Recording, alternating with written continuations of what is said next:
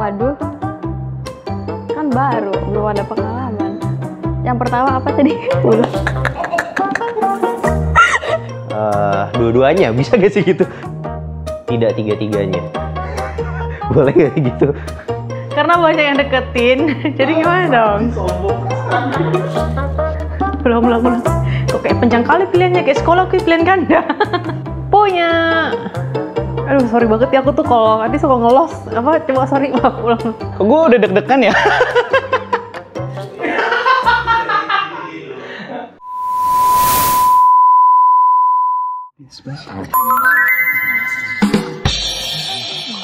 Halo semuanya, nama aku Florencia, pekerjaan sebagai graphic designer. Halo, perkenalkan nama saya Desi, saya sebagai sekretaris. Halo, gue Felix, karyawan. Halo, aku Amanda. Kalau belum tahu kerjanya seperti apa, nonton episode sebelumnya. Nama gue Boy, pekerjaan gue masih ada cuci sepatu juga. Usaha. Punya.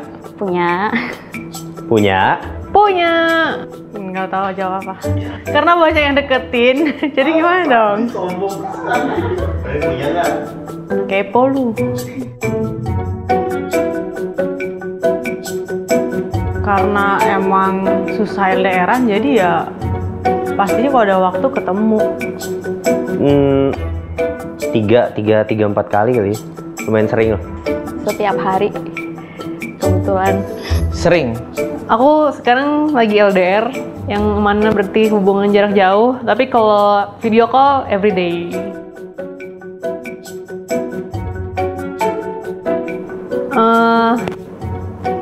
Aku lupa yang pertama apa ya tadi ya. Oh, kalau menolak sih enggak, tapi mungkin yang tiga ya. Tiga tuh tadi menyetujui, cari waktu kosong. Nah itu yang tiga. Yang terakhir, menyetujui tapi mencari waktu kosong. Kan ketemunya tiap hari. Membatalkan mencari waktu yang kosong. Kok gue udah deg-degan ya? Yang ketiga, menyetujui tapi mencari waktu yang kosong. Yang pertama apa tadi? Kayak yang C deh, menyetujui tapi meluangkan waktu kosong, cari waktu kosong.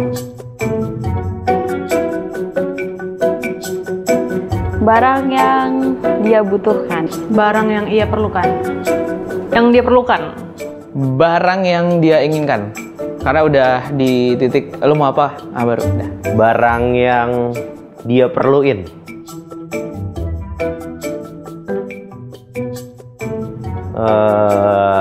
Memaafkan, tapi tergantung sih, tergantung masalahnya.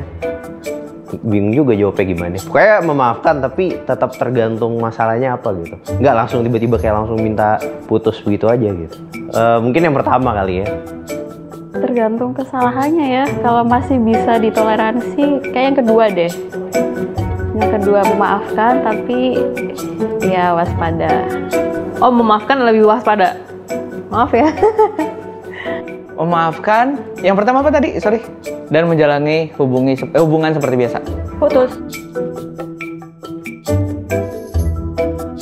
Komunikasi. Karena saya cowok ya yang minta maaf. Nomor 1, saya harus diam dulu, merenungi. Kalau udah baik-baik baru ntar diomongin.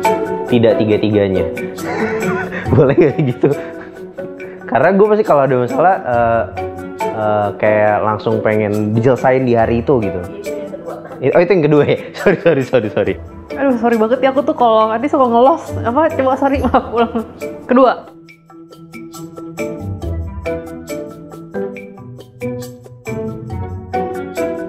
Kadang, jarang.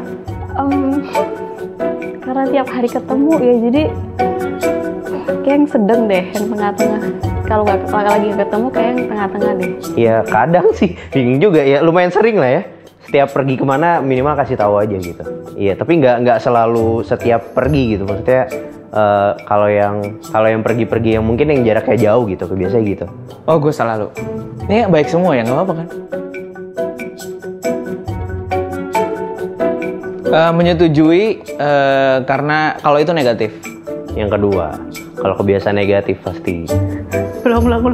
Kok kayak panjang kali pilihannya, kayak sekolah aku pilihan ganda. menyetujui untuk berubah karena itu mungkin kebiasaan negatif, ya aku bakal setuju lah. Yang menyetujui dan enggak. Yang pertama, yang tadi apa ya? Menyetujui dan ya kalau itu kebiasaan negatif. Aduh maaf banget ya, aku suka ngeblank. Yang ketiga adalah kamu memiliki bibit-bibit bucin. bucin. Jawabannya ada bibit-bibit bucin hasilnya. Emang aku bucin? Hasilnya adalah ada benih-benih bucin. Oh tidak. Hasilnya Anda bucin. Hah? Iya, bukan bucin tapi ada. Bibit-bibit bucin.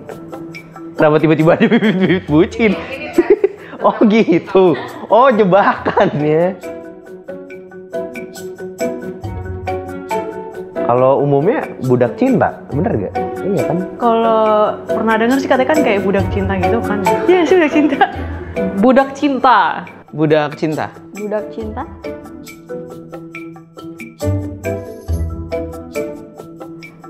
Kayak masih di taraf normal deh, nggak sampai yang bucin mengganggu gitu. Ya nggak sih? Nggak tahu deh. Enggak. Enggak sih harusnya ya. Masih di tengah-tengah lah gitu. Nggak tahu juga sih, gue nggak pernah ngerasa bucin. Nggak tahu, mungkin kali ya. Bucin. Sebenarnya aku ngerasa iya sih. Sedikit. Menurut gua enggak sih. Enggak kan, gua nggak ngerasa ya. Nggak ngerasa. Ya, itu kan tergantung perspektif ya. Bucin, budak cinta.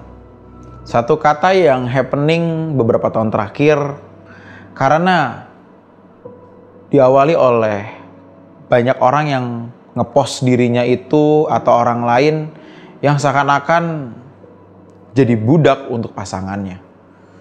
Ya disuruh beli-beli misalnya. Ini yang seingat saya ya, sosial media ya. Disuruh beli-beli barang apapun mau. Terus cowok-cowok yang nenteng belanjaan pacarnya misalnya. Atau misalkan si ceweknya misalkan mau diperlakukan gimana pun tetap nurut aja. Udah diselingkuhin tetap mau menerima cowoknya ini. Jadi muncullah istilah budak cinta. Tetapi apakah budak cinta itu salah? Pasti ada yang bilang salah, ada yang bilang benar. Tapi bagi yang berkata budak cinta itu salah, kenapa salah? Apakah yang menjadi ukuran seseorang berkata budak cinta itu salah? Ketika kita mencintai orang lain, pasti kita mau menjadi pribadi yang menyenangkan bagi dia. Kita mau menjadi pribadi yang bagaimana bisa selalu ada buat dia, memperhatikan dia, peduli dan lain sebagainya. Secara tidak langsung sebenarnya kalau kita mencintai seseorang, seakan-akan kita itu hidup fokus hidup kita tuh hanya untuk dia. Jadi dia minta tolong apapun, minta jemput kemanapun, minta diantarkan kemanapun, minta tolong apapun, bawa barang seberat apapun, akan mau secara otomatis. Kenapa? Karena cinta. Jadi apakah dalam konteks itu salah menjadi budak cinta? Kalau bagi saya sebenarnya tidak salah. Tetapi bagi kalian kalau ada yang berkata salah ya nggak apa-apa.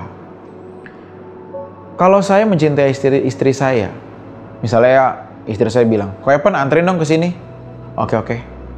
Ko Epan ntar jemput aku di sini ya, tapi tungguin ya setengah jam ya. Aku kayaknya agak lama. Oke.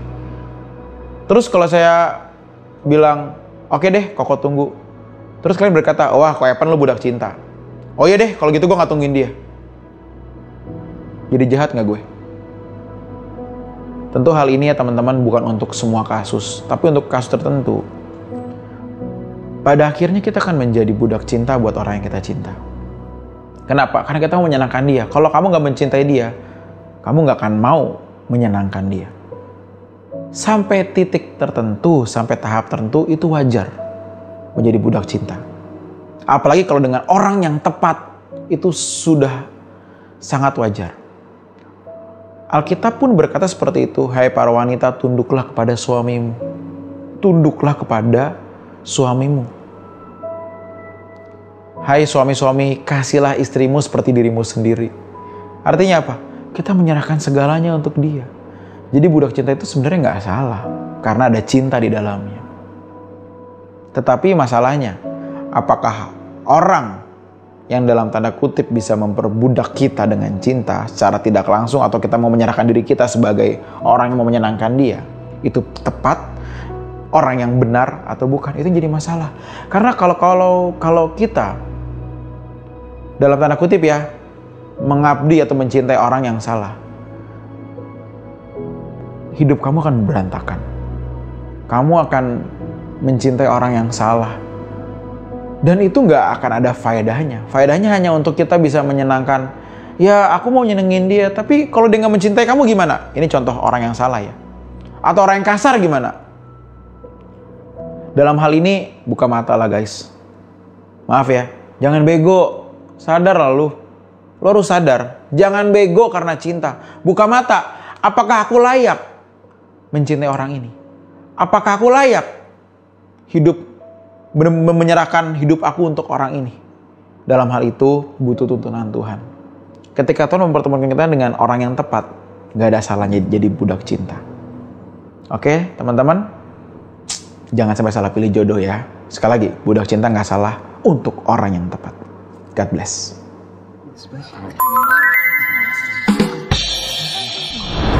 Heh, kiri-kiri kanan, tahu nggak tahu arah. Dia ulang. Enggak, ulang, ada si cerdas. Udah, cut. Kita. Kenapa jadi gini Pak? Ininya maksud aku sorry Pak, sorry ya. Sorry, gue bilang sorry loh. Ini, bentar. Ini gue jawab singkat aja kan?